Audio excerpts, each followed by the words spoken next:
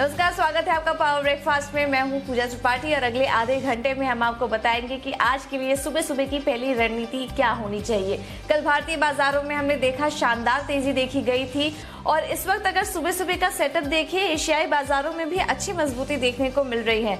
निकाई की बात करेंगे तो करीब 1.5% ऊपर इस वक्त कारोबार कर रहा है। हैंग सेंग के बाजारों में भी अच्छी मजबूती और ट्रिपल सेंचुरी के साथ इस वक्त कारोबार कर रहे हैं, 300 अंक ऊपर। और एसजीएक्स निफ्टी भी करीब 1% ऊपर है और 10,000 के पार इस वक्त निकल चुका है। 1% की अच्छी मजबूती के साथ एसजीएक्स निफ्टी भी ट्रेड कर रहा है। तो एशियाई बाजारों से तो अच्छे संकेत है और कल हमने देखा था कि अमेरिकी बाजारों से भी जो संकेत आए थे वो भी काफी अच्छे थे। डाउ 270 अंक उछला और यूरोप के बाजार में भी कल हमने शानदार तेजी देखी है। तो और किस तरह के क्यूज आ रहे हैं और क्या डेवलपमेंट हुए हैं ग्लोबल मार्केट से, ये भी समझ लेते हैं। और ये बताने के लिए दीपांशु हमारे साथ जुड़ेंगे। रणनीति क्या होनी चाहिए आज बाजार में, ये भी समझेंगे। और इसको बताने के लिए हमारे साथ जी बिजनेस के मैनेजिंग एडिटर अनिल सिंह भी जुड़ेंगे। और खबरों और नतीजों के दम पर आज कहाँ नजर रखनी है आपको, ये बताएंगे देवांशी। दीपांशु हमारे साथ जुड़ चुके हैं। Deepanshu, good morning. बताइए इस वक्त ग्लोबल मार्केट से संकेत कैसे मिल रहे हैं? बहुत ही मजबूत संकेत मिल रहे हैं पूजा। जैसे कि आपने बताया, एसजीएक्स निफ्टी में शानदार बढ़त है। इस समय 100 अंक से ज्यादा की तेजी है। डाउ फ्यूचर 100 अंक ऊपर है और बाकी के एशियाई बाजार भी काफी पॉजिटिव हैं। कल शाम अमेरिकी बाजारों में तेजी रही, 270 अंक उछला डाउ और आखिरी घंटे में 100 अंक की रैली आई और दिन की ऊंचाई पर डाउ बंद हुआ, तो वहां से भी काफी मजबूत संकेत आ रहे हैं। अमेरिका में प्रोटेस्ट बढ़ रहे हैं काफी तेजी से, पर उसके बावजूद निवेशकों का भरोसा है बाजार पर और वो अनुमान लगा रहे हैं कि इसका बाजार पर ज्यादा असर नहीं पड़ना चाहिए या फिर इकोनॉमी पर ज्यादा असर नहीं पड़ना चाहिए। वो तो आगे जाकर टाइम ही बताएगा, पर जो इकोनॉमी से खुलने वाले स्टॉक्स जिनको फायदा होता है वहीं पर तेजी एक बार फिर से देखने को मिली। बैंक्स और रिटेल स्टॉक्स में सबसे ज्यादा बढ़त रही। मिड कैप और स्मॉल कैप सेगमेंट में भी अच्छी रैली आ रही है अमेरिकी स्टॉक्स में। वहीं यूरोप के बाजारों में भी तेजी एक बार फिर से रही। जर्मनी एक दिन की छुट्टी के बाद ट्रेड कर रहा था और 3.5% का उछाल रहा, जो कि 2 महीने में बेस्ट इंट्राडे गेन था। कच्चे तेल पर आप फोकस करें तो वहां पर भी एक शानदार मूव आई, 4% की तेजी। अब ब्रेंट $40 के पास है, जो कि 3 महीने की ऊंचाई के करीब है। कल अनुमान लगाया जा रहा है ओपेक और रशिया की मीटिंग होगी और जो उत्पाद कटौती की टाइमलाइन है उसको बढ़ाकर अब सितंबर तक उत्पाद कटौती को बढ़ाया जा सकता है, तो इस पर भी विचार होगा। और वैसे भी इकोनॉमी खुल रही है तो खपत बढ़ रही है, तो उसकी वजह से भी तेल के दामों को सहारा मिल रहा है। तो काफी मजबूत ग्लोबल क्यूज आ रहे हैं और सभी एसेट क्लासेस में अच्छी तेजी आपको देखने को मिल रही है। तो चलिए, ग्लोबल क्यूज तो काफी मजबूत आ रहे हैं और जैसा कि दीपांशु ने भी बताया कि जितने भी एसेट क्लासेस हैं वहां पर भी अच्छे संकेत इस वक्त देखने को मिल रहे हैं। लेकिन दीपांशु, कोरोना को लेकर किस तरह के अपडेट आ रहे हैं? क्या कुछ राहत मिली है या अभी भी चिंता बढ़ती जा रही है? चिंता तो बढ़ती जा रही है। 1,10,000 नए मामले सामने आए। अब 65.25 लोग संक्रमित हैं और मरने वालों की संख्या भी 3,80,000 के पार है। एक अच्छी बात है कि रिकवरी रेट बढ़ रहा है और 30 लाख लोग अब तक दुनिया में ठीक हो चुके हैं। भारत की बात करें तो 8,800 से ज्यादा नए मामले कल सामने आए और 221 लोगों की मौत हो गई। वहीं 4,500 लोग ठीक भी हुए। तो जो 1:2 का रेशियो है वो अच्छा है भारत के लिए कि हर एक रिकवरी पर 2 नए केसेस आ रहे हैं। ग्लोबली हर एक रिकवरी पर 3 नए केसेस आते हैं, तो ये एक अच्छी बात है भारत के लिए। पर हाँ, संक्रमित लोगों की संख्या 2 लाख के पार है। इस समय 2,07,000 लोग भारत में इस समय प्रभावित हैं और 5,800 की मौत हो चुकी है। इसके अलावा बाकी के जो साउथ एशिया के देश है वहां पर भी चिंता है। तो पाकिस्तान और बांग्लादेश में तेजी से मामले बढ़े हैं। वहीं ईरान में एक बार फिर से उछाल आया है और सऊदी अरब में भी मामले बढ़ रहे हैं। तो कुछ और देशों में मामले बढ़ रहे हैं। साउथ अमेरिका हमने आपके लिए हाईलाइट किया है। ब्राजील के लिए अब तक का सबसे खराब दिन रहा। 27,000 नए मामले सामने आए ब्राजील में और 1,230 लोगों की मौत हो गई वहां पर। और रशिया में भी कल 8,800 नए मामले सामने आए हैं और यूएस में भी 21,000 से ज्यादा मामले सामने आए हैं। तो नए मामलों के जो चिंताजनक देश हैं वहां पर आप काफी तेज उछाल अभी भी देख रहे हैं। वहां पर कोई रुके नहीं है नए मामले। ओके, तो मामले बढ़ते जा रहे हैं, आंकड़ा भी बढ़ रहा है, लेकिन रिकवरी रेट भी यहाँ पर सुधार उस आंकड़ों में देखने को मिल रहा है।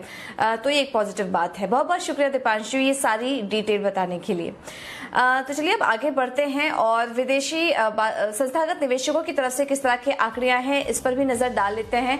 कल कैश मार्केट में खरीदारी हुई है, जो आंकड़ा है वो 7,498 करोड़ का है। इसमें कोटक महिंद्रा की जो डील हुई है वो आंकड़े भी शामिल है, तो इसको कैसे देखना चाहिए इस पर भी हम आगे चर्चा करेंगे।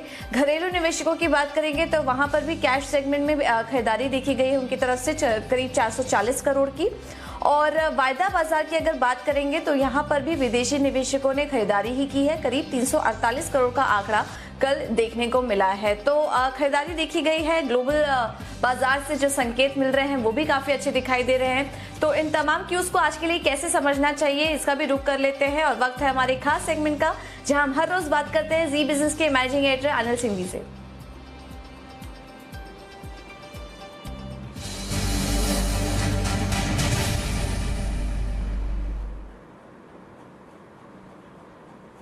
Anil sir good morning. एशियाई बाजार से अगर बात करेंगे तो काफी अच्छे पॉजिटिव संकेत मिल रहे हैं, ग्लोबल बाजार भी अच्छे ही दिखाई दे रहे हैं। तो आज बाजार में पहली स्ट्रैटेजी क्या होनी चाहिए, कौन से अहम स्तर है जिनको आज हम वॉच करें?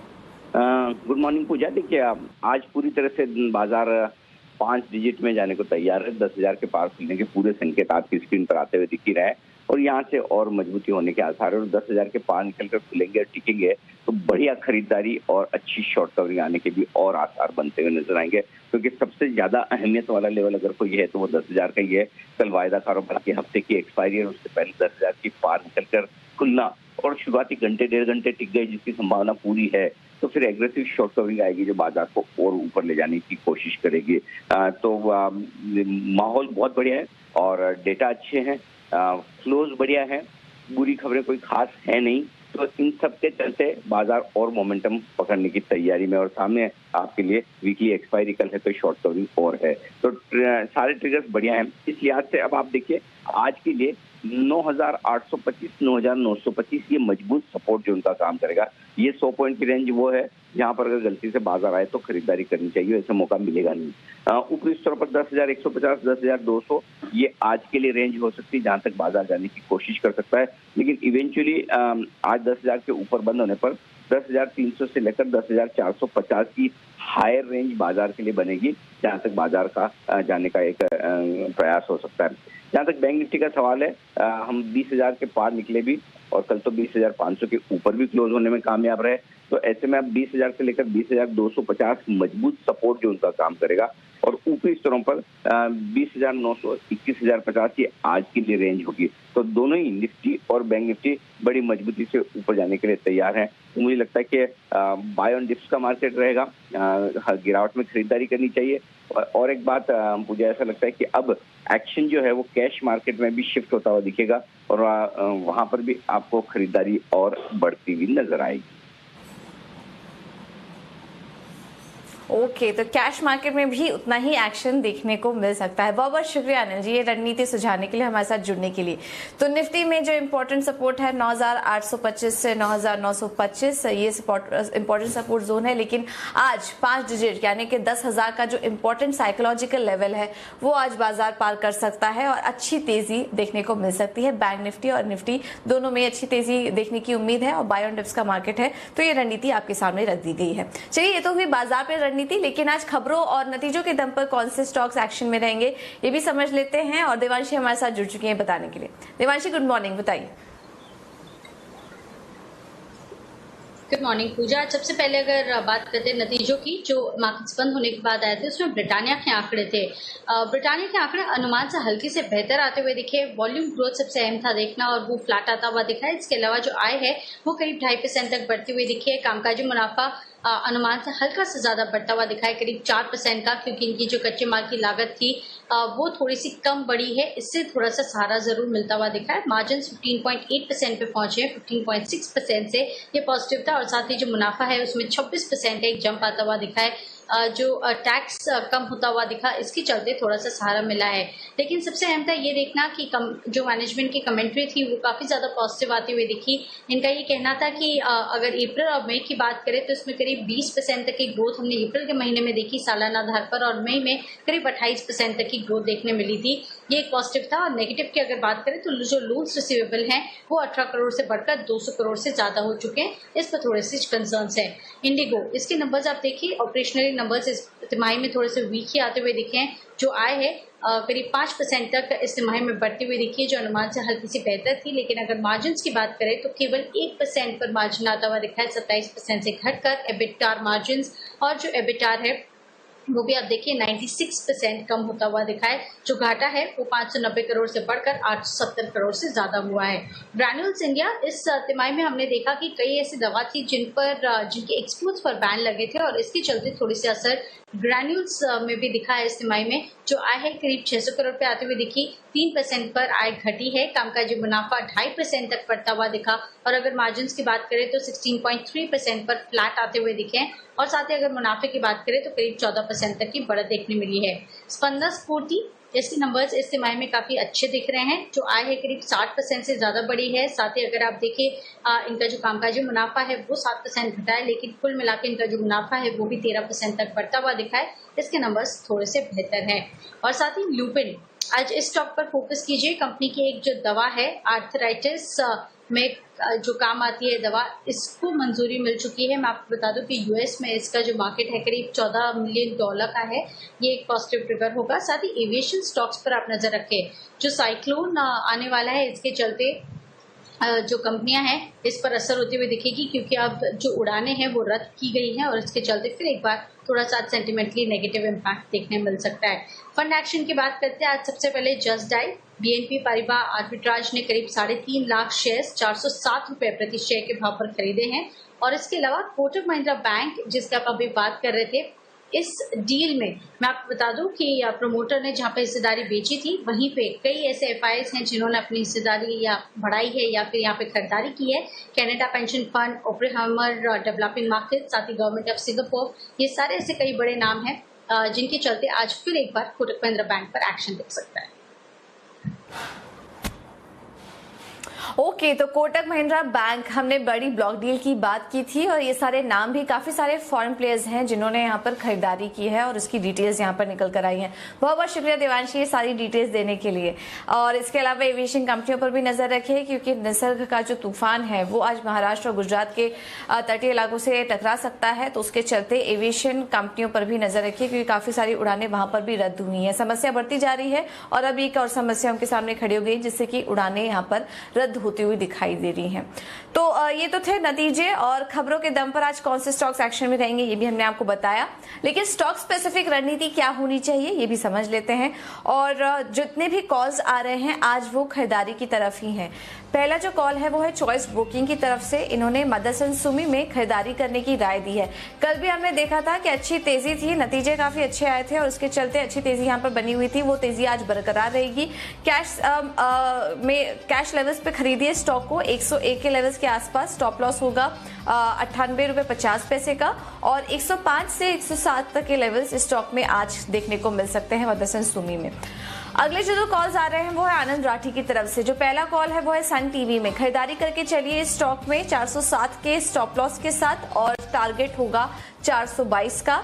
और अगला जो कॉल है वो है एक्सिस बैंक। आज हम देखेंगे कि बैंक निफ्टी लीड कर सकता है आज जो तेजी आएगी उसमें, और एक्सिस बैंक उसमें कंट्रीब्यूट कर सकता है। इनका मानना है खरीदारी करके चलिए एक्सिस बैंक पे 404 के स्टॉप लॉस के साथ और 420 के लक्ष्य के लिए आप एक्सिस बैंक में कर सकते हैं खरीदारी। तो मदरसन सुमी, सन टीवी और एक्सिस बैंक, ये कुछ ट्रेडिंग आइडियाज हैं जहां पर कि आपको नजर रखनी है। चलिए अब आगे बढ़ते हैं और मार्केट पर एक और रणनीति समझ लेते हैं, और ये बताने के लिए कुणाल सरावगी हमारे साथ जुड़ चुके हैं। कुणाल जी गुड मॉर्निंग, बहुत बहुत शुक्रिया समय देने के लिए। सबसे पहले तो मार्केट पर व्यू क्या बन रहा है आपका? इस वक्त जो संकेत आ रहे हैं वो भी काफी मजबूत हैं और 10,000 ये एक इम्पोर्टेंट साइकोलॉजिकल लेवल है। क्या लग रहा है आपको, क्या इसके ऊपर आज दिन भर हम ट्रेड करेंगे?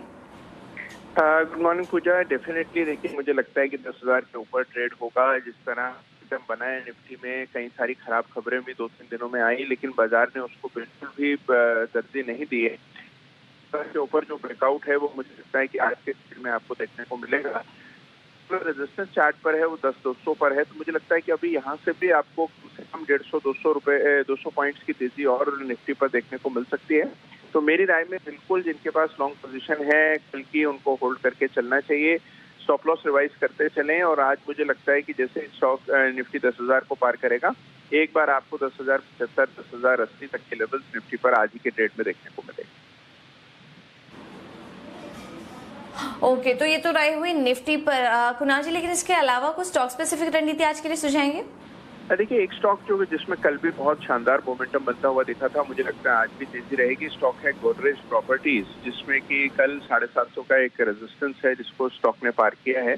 तो इसको मौजूदा स्तरों पर बाय करें, 750 का एक स्टॉप लॉस रख लें और 790 के टारगेट के लिए गोदरेज प्रॉपर्टीज में खरीदारी कराएं। ओके, बहुत बहुत शुक्रिया कुणाल जी रणनीति सुझाने के लिए और गोदरेज प्रॉपर्टीज पर अपनी राय देने के लिए। तो आज गोदरेज प्रॉपर्टीज में भी अच्छी तेजी की उम्मीद है। 790 के लेवल्स आज स्टॉक में देखने को मिल सकते हैं। तो जितने भी रणनीति आज आ रही हैं वो खरीदारी की तरफ ही हैं, इन पर आप नजर रखिए। चलिए अब आगे बढ़ते हैं। ब्रोकरेज हाउस के रडार पर कौन कौन से स्टॉक है ये भी समझ लेते हैं और रुक करते हैं हमारे खास सेगमेंट का FIR यानी कि FII इन्वेस्टमेंट रिपोर्ट्स।